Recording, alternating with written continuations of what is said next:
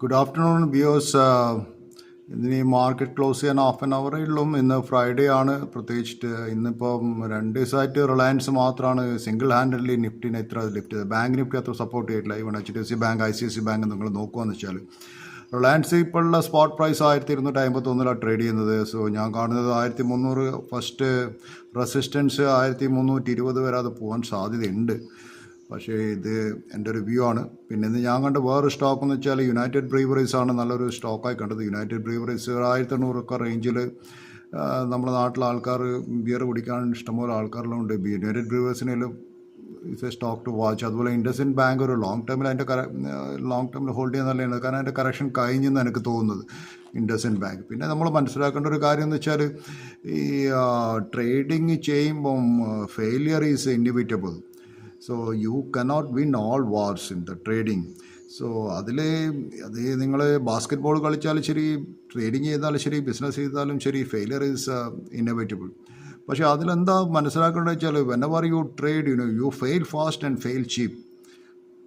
ഈ അതാണ് ഏറ്റവും ഇമ്പോർട്ടൻ്റ് ആയ കാര്യം. ഞാനിപ്പോൾ പറയുന്ന കാര്യങ്ങൾ എല്ലാ ട്രേഡേഴ്സിനും ഞാൻ പറയുന്ന കാര്യങ്ങൾ ട്രേഡിങ് ചെയ്യുന്നവർക്ക് I hope you can understand ചെയ്യണം.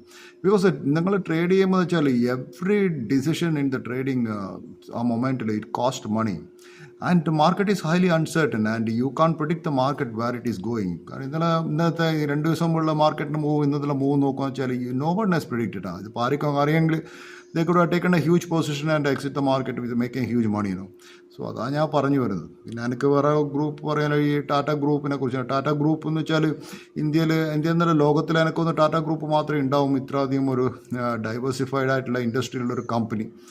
And that industry, which direction is going, there are some people who give direction to how this company is going. അത് ഞാൻ പറയാനുള്ള കാരണം വെച്ചാൽ ടാറ്റ ഗ്രൂപ്പ് എന്ന് വെച്ചാൽ it's having a brand reputation and it attracts talent, superior management ടാലൻസിനെ attract ചെയ്യാനുള്ള കഴിവുണ്ട്. പക്ഷേ എന്ന് വെച്ചാൽ ഇത് ഇറ്റ് ഈസ് ഹാവിങ് ഒരു ഡയറക്ഷൻലെസ് കമ്പനി ആയിട്ട് എനിക്ക് ടാറ്റ ഗ്രൂപ്പ്സിനെ പലപ്പോഴും തോന്നിയിട്ടുള്ളത്. Maybe this new management is making some they want to create some future stars in the Tata group. ചിലപ്പോഴും എനിക്ക് തോന്നാണ്ട് ഈ Ratan Tata maybe lonely at the top. When your you go up you feel lonely at the top. അത് ട്രേഡേഴ്സിനും ബിസിനസ്സുകാർക്കൊക്കെ പറ്റുന്നതാണ്. പക്ഷേ most of the time loneliness is not a leadership issue അല്ല, ഒരു പേഴ്സണാലിറ്റി ഇഷ്യൂ ആയിട്ട് എനിക്ക് തോന്നുന്നത്. So that is what is very important. whenever you go higher up, you feel lonely. Anyway, thank you for being my channel. I hope you have a nice trading day. We'll see you next week.